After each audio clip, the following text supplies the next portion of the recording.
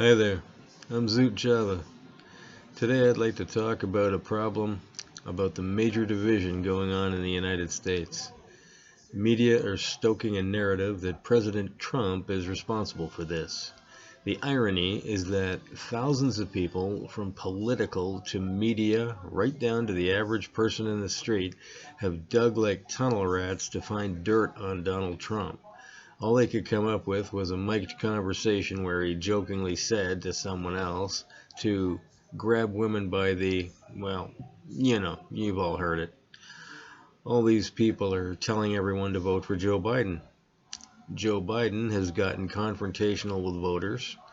He's insulted the black community on numerous occasions with comments such as, poor kids are just as bright and talented as white kids, or when he was on The Breakfast Club, which is a nationally broadcast morning talk show with Charlemagne the God, he said, if you have a hard time figuring out whether to support him or Trump, then you ain't black.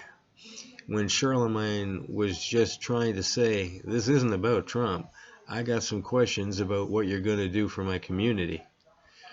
To recently, saying that blacks are all the same with notable exceptions, not like the Latino community, which is an incredibly diverse community. Then, of course, there's an allegation of sexual assault. Realistically, if Trump had said any of those things, the mainstream media would have gone on about it for ages non-stop. And that sexual assault on Biden? I insist on saying that this is an allegation, as nobody should be tarred and feathered when a proper investigation with enough proof to put forth the guilt or innocence of someone should be spoken about to ruin an innocent person's life. Not in the same fashion as the slipshod case with Christine Blasey Ford, in which she could prove nothing at all except that she knew Brett Kavanaugh. This charge of rape was disgustingly taken as the gospel truth by a ridiculously large number of people who believed her simply because they wanted it to be true, because they had a politically charged hatred for Brett Kavanaugh. But thanks to the media wanting to bury this story about Joe Biden and doing so, this has basically gone away. You just know that if Trump had this allegation that the TDSers, or those with Trump derangement syndrome, for those who aren't familiar with the term, they would have gotten their teeth into this and would be screaming from mountaintops that he should be executed, banished from office, disgraced, thrown out of the country. People don't like Trump because they hate his personality, period. His platform, oddly enough, was loosely based on the talking points of the Democrats just prior to his running for office. He's not cordial or brimming over with manners, but he's never had to be. He's self-absorbed and appears to like being popular and is actually a pretty funny guy. Not comedian funny, but funny nonetheless. But he's a cutthroat in the boardroom and has spent enough time viciously amassing a fortune. He's taken all these things and deals with everyone on a face-to-face meeting, but he's determined to win and do everything to get there. Trump's haters don't realize that he actually loves America and wants the best for every American citizen, for them to be proud to be in the greatest nation on the planet. And he may be an uncouth, vicious attack dog of a leader, but he's your uncouth, vicious attack dog of a leader. This is scary to the other countries, so embrace it while you can, Americans. The Democratic Party are actually the ones who are not only causing the division in the country, but encouraging it. In their tiny minds, they think that if they can destroy the country from within, that the American people will blame Trump for all the chaos and destruction and adopt the vote blue no matter who mantra and take this with them into the voting booth. The Democrats are incredibly stupid and inept.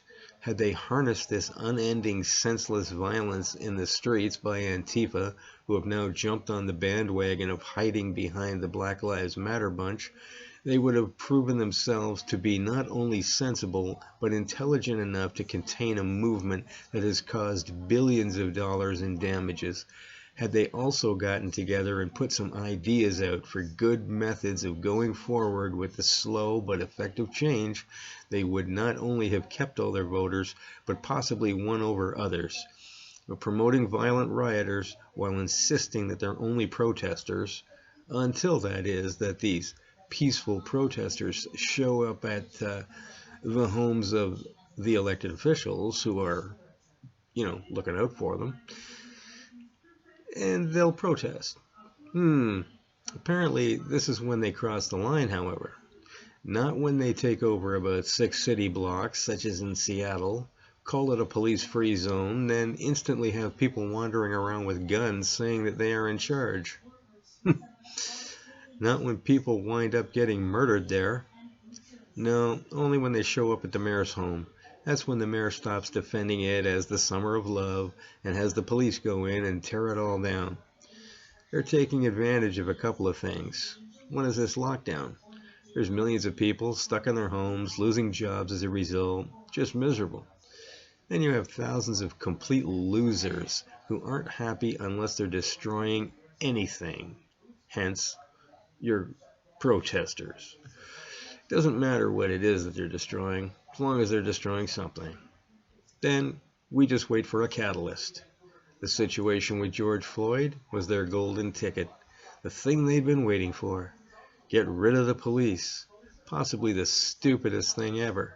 You just know the only people who want to get rid of the police are criminals. They want the cats away so the mice, or rats, can play. The best thing about being one of these losers in these riots is they typically have nothing. And when you have nothing, you have nothing to lose. This is why conservatives, for the most part, are intimidated by this vermin. They all have too much to lose. Their homes, their jobs, some even their lives.